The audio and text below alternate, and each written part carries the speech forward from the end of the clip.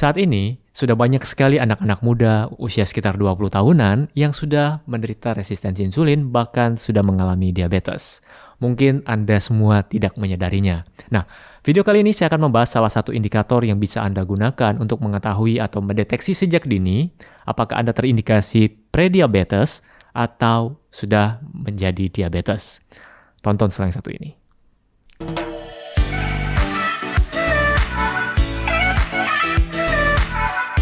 Halo Sobat Sehat, jumpa lagi dengan saya Dr. Sung, dan di video kali ini sesuai judul ya, saya akan membahas indikator apa yang bisa Anda lakukan untuk mengetahui kondisi tubuh Anda, terutama bagi anak-anak muda yang tidak sadar. Sekarang zaman online mudah sekali untuk memesan makanan lewat ojek online ya. Jadi untuk memesan kopi kekinian, kemudian minuman kekinian yang semuanya isinya gula ya. Jadi sangat mudah diakses, dan saya juga sudah menemukan banyak sekali yang usia 20 tahunan sudah mengalami prediabetes ya. Tidak menutup kemungkinan juga sudah banyak yang mengalami diabetes, tapi tidak disadari. Nah, buat Anda yang peduli dengan kesehatan, tentu saja Anda mampir ke video ini. Dan saya akan membagikan apa sih indikasi yang bisa Anda lakukan untuk mengecek lebih dini, supaya Anda bisa tahu nih, tubuh saya ini sudah termasuk yang mana. Nah, untuk pemeriksaan Anda bisa lakukan di laboratorium, yaitu pemeriksaan gula darah puasa. Nah, untuk gula darah puasa ini Anda harus melakukan puasa terlebih dahulu sekitar 8-12 jam sebelum Anda melakukan pemeriksaan di lab ya. Selama berpuasa Anda tidak boleh makan, tidak boleh mengkonsumsi makanan apapun kecuali air putih saja. Ya, namanya gula darah puasa, jadi harus berpuasa terlebih dahulu. Dan untuk nilainya saya akan bacakan buat Anda. Jadi nilai yang di bawah normal atau kita sebut dengan hipoglikemia. Jadi banyak orang bilang kadar gula saya rendah dok, kadar gula darah saya normal atau kadar gula darah saya tinggi. Nah, untuk kadar gula darah rendah kita sebut sebagai hipoglikemia. Nilainya kurang dari 70 mg per desiliter. Kemudian untuk kadar gula darah normal itu sekitar 70-99 mg per desiliter. Kemudian untuk kategori prediabetes. Nah, untuk kategori prediabetes ini 100-125 mg per desiliter. Kemudian jika lebih dari 125 mg per desiliter, Anda ada indikasi untuk mengalami diabetes.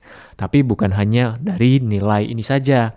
Harus ada pemeriksaan lainnya juga dan ada gejala lainnya. Ya, jadi ada trias namanya polidipsi, kemudian ada polifagi, ada poliuri, banyak makan, banyak minum, banyak kencing. Jadi ketika trias ini ada dalam diri Anda dan kemudian pemeriksaan lab Anda ternyata menunjukkan gula darahnya di atas 125, kemungkinan besar Anda terindikasi untuk terkena penyakit diabetes ya. Kemudian selain pemeriksaan itu tadi, ada juga pemeriksaan yang penting juga Anda lakukan.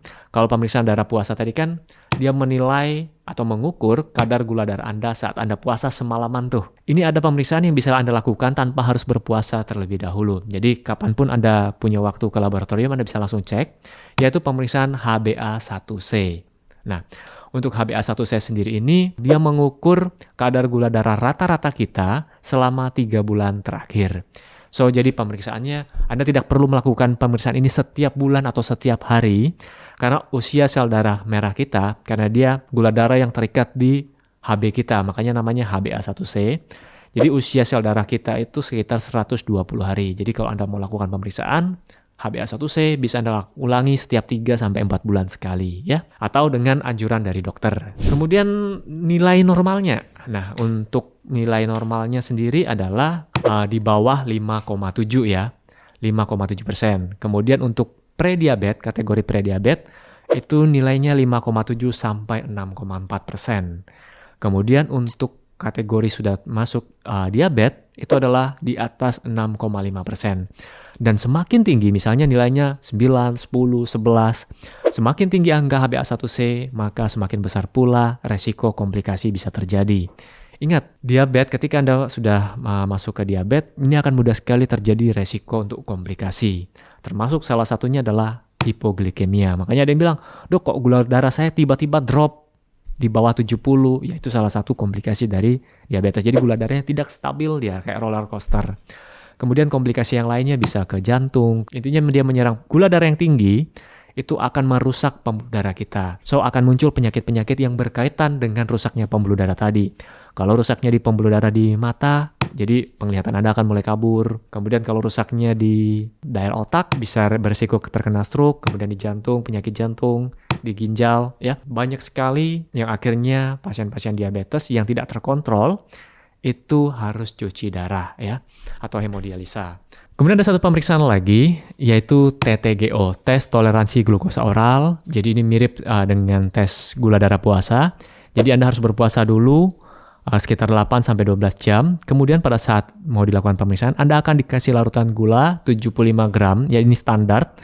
Jadi setelah Anda konsumsi, 2 jam kemudian baru dilakukan pemeriksaan gula darah. Nah, untuk nilainya normal kalau kurang dari 140 mg per desiliter, kemudian pre-diabetes kalau 140 sampai 199 mg per desiliter, kemudian dikategorikan sebagai diabetes, indikasi diabetes ya, tetap harus ada trias gejala tadi atau pemeriksaan lainnya.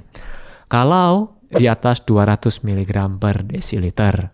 Oke, kemudian misalnya nih, saya sudah melakukan tes, ternyata hasilnya normal.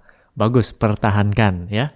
So, jadi Anda bisa pertahankan pola hidup Anda, makan yang baik, kemudian olahraga, ya tetap berolahraga. Lalu kalau Anda ternyata hasilnya pre-diabetes, tenang saja ya. Pre-diabetes Anda tidak harus mengkonsumsi obat-obatan, Anda cukup merubah lifestyle Anda, lakukan selama 2-3 bulan, kemudian cek lagi ke dokter. Usahakan benar-benar ketat ya, Anda rubah lifestyle Anda, jadi kurangi konsumsi gula, kurangi konsumsi makanan tinggi karbohidrat. Ini bisa turun dengan sendirinya, bisa normal kembali tanpa Anda harus mengkonsumsi obat-obatan. Jadi obat-obatan itu nomor sekian. Rubah dulu lifestyle itu yang nomor 1. Kemudian ketika Anda sudah mengalami, oh ternyata diabetes, gejala tadi yang trias sudah ada pada diri saya, apa yang harus saya lakukan? Kunjungi dokter. Jangan beli obat sendiri, jangan beli insulin sendiri. Karena resikonya adalah, salah satu komplikasinya adalah hipoglikemia.